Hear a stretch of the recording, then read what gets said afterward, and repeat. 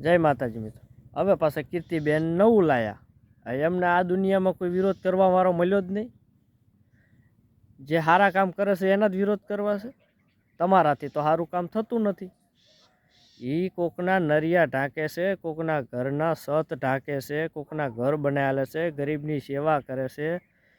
એ પાછા એવું કહે છે કે 4.5 લાખમાં તો કે મકાન પૂરું થઈ જાય. અત્યારે કે માણસો પાસે મફત કામ કરાવે. હવે એ પાછા કે 25 લાખ રૂપિયા કમાય છે એ સોશિયલ મીડિયામાં વિડીયો મૂકી.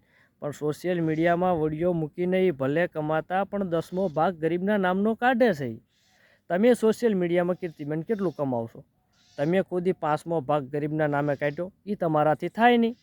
તો જે કરે છે એને કરવા દો ને. એના વિરોધ હું કામ કરો? એના પગ હું કામ ખેંચો છો? એ ગરીબનો મસીહા થઈને આવ્યો છે, ગરીબની સેવા કરે છે. એ સોશિયલ મીડિયામાં ગમે એટલા કમાતો હોય, તમારે એનાથી શું લેવા દેવા? તમને એ કમાય છે એટલે જોયું નથી જાતું?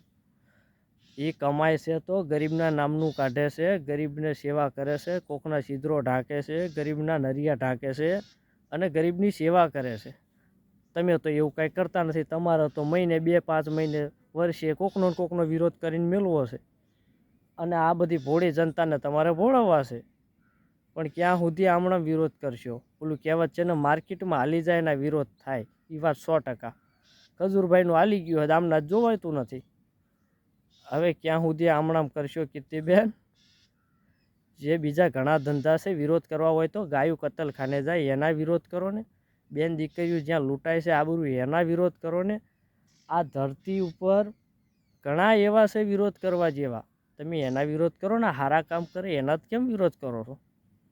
એ કે 4.5 લાખમાં મકાન પૂરું થઈ જાય ને 25 લાખ પછી વિડીયોના કમાય છે. એ ભલે ને કમાતા. એ 10મો ભાગ કાઢે છે ગરીબના નામો. એટલે આ ગુજરાતની જનતાને મારે એટલું કહેવું કે આજે ખજૂરભાઈ કરે છે એ સાચું કરે છે, કીર્તિબેન કરે છે એ સાચું કરે છે?